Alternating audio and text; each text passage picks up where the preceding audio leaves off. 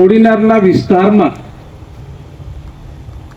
એ વિકાસની વાત હોય, પ્રજાના પ્રશ્નોની વાત હોય, એ હંમેશા ક્યાંય ને ક્યાંય ટકોર કરતા રહે.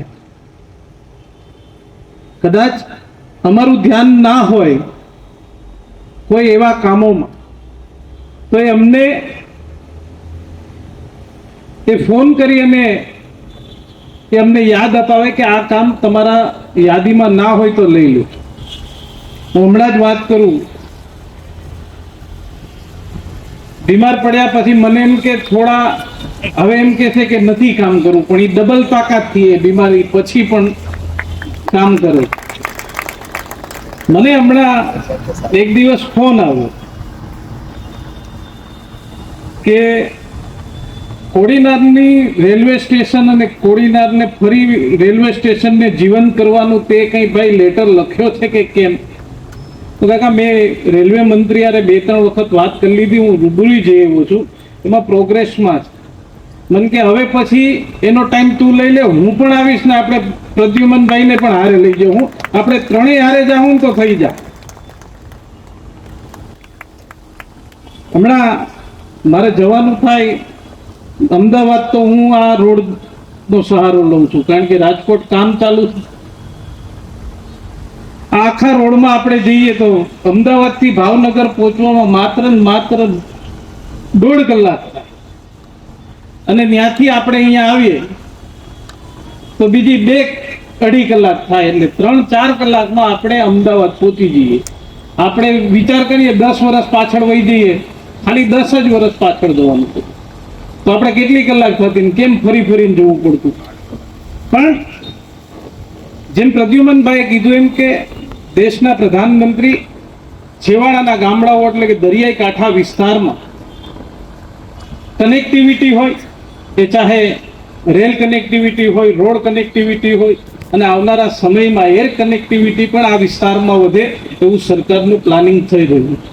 પણ જ્યારે કોડીનારની વાત આવતી હોય ત્યારે હંમેશા કોડીનારના લોકોની એક માંગ હતી વર્ષોથી કે આપણી સુગર ફેક્ટરી શરૂ થાય.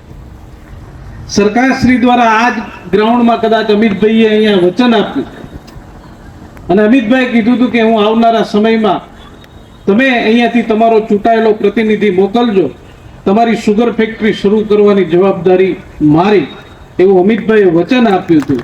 અને અહીંયા બેઠેલા દિનુ કાકાના માર્ગદર્શનમાં કેન્દ્ર સરકારે ઇન્ડિયન પોટાશ કંપની લિમિટેડને આ સુગર ફેક્ટરી શરૂ કરવાની શરૂઆત થઈ ગઈ છે, ને વહેલી તકે એ સુગર ફેક્ટરીનું લોકાર્પણ પણ આપણે શરૂઆત પણ દેશના પ્રધાનમંત્રી નરેન્દ્રભાઈના હાથે આપણે કરીશું, એવું આપણું આયોજન.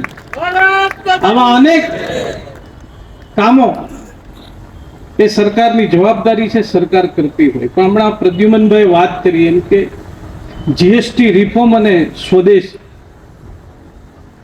આપણે સૌએ જોયું કે જ્યારે ટ્રમ્પે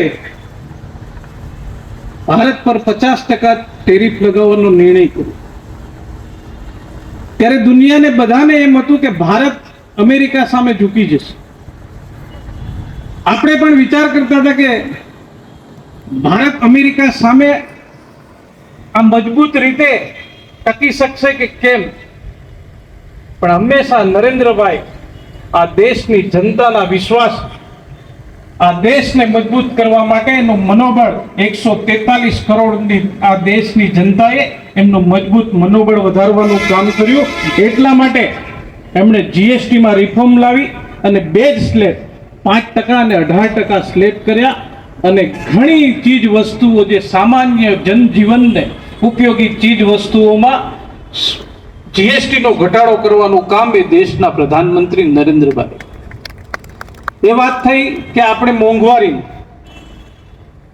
પણ આ દેશની 143 કરોડની જનતા એ દેશની તાકાત, અને નરેન્દ્રભાઈએ આહ્વાન કર્યું કે આપણે સ્વદેશી ચીજ વસ્તુઓનો ઉપયોગ કરો કે જે ભારતની માટીથી, એમાં માટીની સુગંધ આવતી હોય, આપણા દેશના લોકોના એમાં મહેનતનો પસીનો હોય, એવી કોઈ પણ ચીજ વસ્તુઓને આપણે ઉપયોગ વધારવો હતો. એટલે કે સ્વદેશી આપણે ઉપયોગ કરવો છે. તમે જોયું હશે કે હમણાં બધા મોંઘી મોંઘી ઘડિયાળો કાઢીને ટાઇટન ને એવી લેવા માંડ્યા છે. પણ એ એટલા માટે કે જો 143 કરોડનો દેશ નક્કી કરી લે કે અમે અમારા ભારત દેશની પ્રોડક્ટ, અમારા દેશમાં બનેલી ચીજ વસ્તુઓનો ઉપયોગ કરીશું, તો દુનિયાની કોઈ તાકાત નથી કે આ દેશને 2047માં વિકસિત રાષ્ટ્ર બનાવવામાં કોઈ અટકાવી શકે. અને એટલા માટે દેશના પ્રધાનમંત્રી નરેન્દ્રભાઈ મોદી